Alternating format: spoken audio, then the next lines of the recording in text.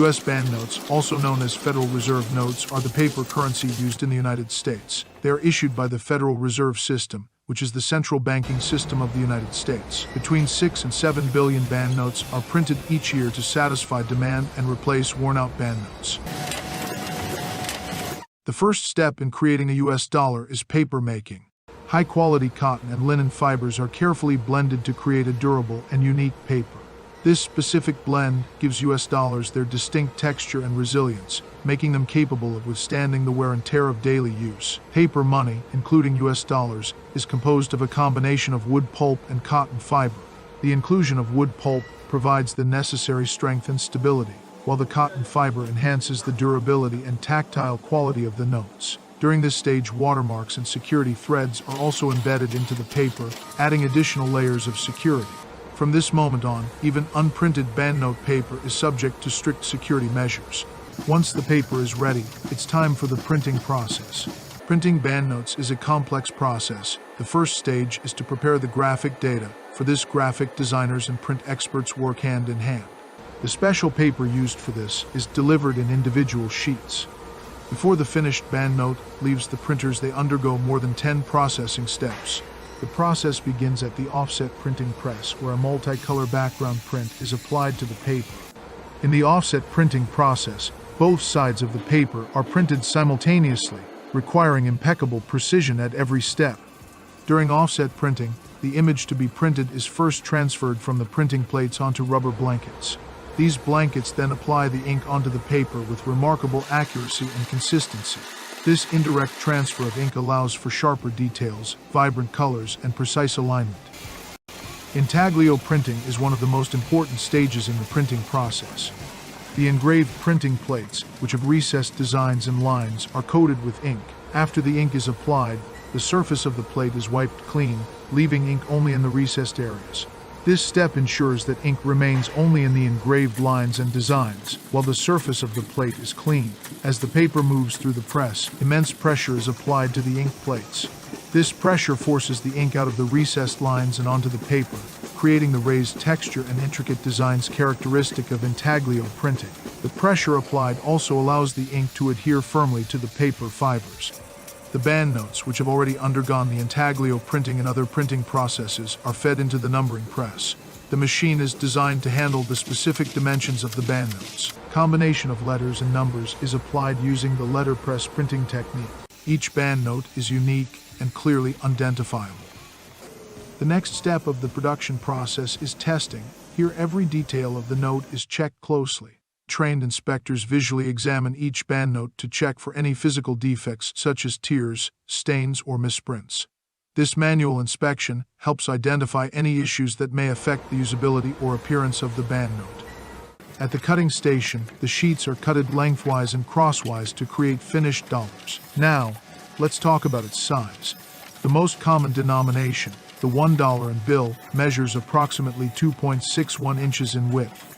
Moving on to the length, a U.S. dollar bill measures around 6.14 inches, just a bit longer than the average smartphone. The money is then bundled together in straps. Straps are paper or plastic bands that hold a specific number of banknotes, usually 100 bills per strap for lower denominations and 50 bills per strap for higher denominations.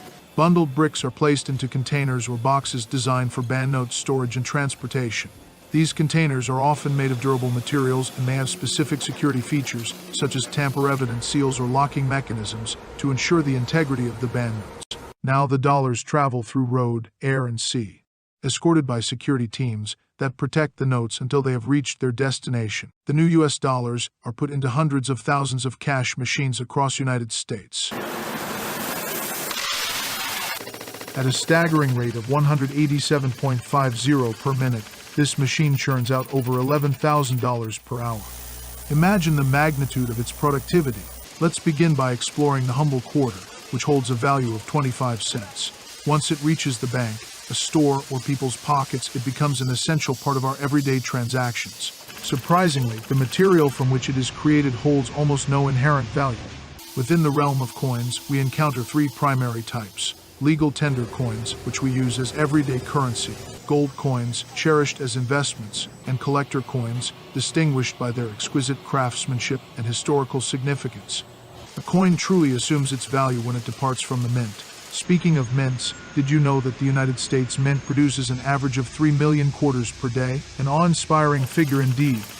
Originally, when coins were first minted in the 1790s, they were crafted from silver. However, as the scarcity of silver became apparent in 1965, the United States government opted to transition to nickel-plated copper coins. The intricate minting process commences with the extraction of raw materials from mines across the United States and around the world. These mines ensure a steady supply of silver, copper, and other essential metals. Picture a vast scrap yard, bustling with mountains of recycled copper, patiently awaiting its transformation. Through the force of a massive hydraulic ram, the refined metal undergoes melting and alloying, where the necessary metals are carefully introduced. At the United States Mint, coins come to life through a unique composition consisting of 75% copper and 25% nickel. The journey of these metal rolls continues as they pass through a die press, meticulously cutting nearly 300,000 coin blanks per roll. During this process, any leftover scrap is efficiently separated for recycling, ensuring its future contribution to coin production. The coin blanks emerge from the die-cutting press, resembling a symphony of metal discs cascading like a slot machine. An elevator gracefully transports them in small trays, poised for the subsequent stages of their transformation. However, these coin blanks are but simple metal discs at this stage, lacking any distinguishing features and not yet possessing their 25-cent worth. Despite their similarity in size to real coins, they must endure a stringent test before they can assume their monetary value. Here comes the ultimate trial for the coin blanks, a formidable machine that exerts immense pressure to lift the edges of these blanks along their entire perimeter. In a blink of an eye, the coin blanks elegantly pass through a narrow duct, seemingly defying the laws of visibility. But the journey of these coin blanks doesn't end there. They now face the formidable coin press, where a hammer presses each coin blank between two dies.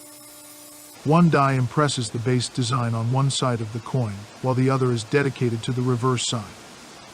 This coin press operates at an astonishing speed, generating 750 coin blanks per minute, equivalent to a staggering 187.50 coins per minute or over $11,000 per hour. As the coins emerge from the press, an inspector closely scrutinizes them, ensuring that the faces are perfectly aligned. If even a single coin fails to meet the standards, the entire batch is discarded. To prevent any faulty coins from entering circulation as collectibles, they are promptly destroyed. However, when the sample proves to be flawless, all the coins are joyously deposited into an automatic counter, which efficiently fills giant bags with 200,000 quarters, totaling a remarkable $50,000.